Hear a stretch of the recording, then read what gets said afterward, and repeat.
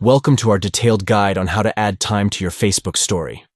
Let's walk through the steps together. Step 1. Start by opening the Facebook app and tapping on Create Story at the top of your feed. Step 2. Capture a new photo or video, or choose one from your camera roll to feature in your story. Step 3.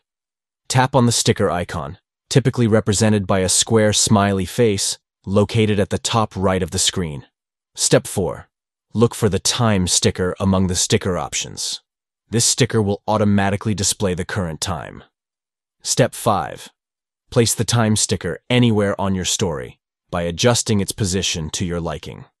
Step 6.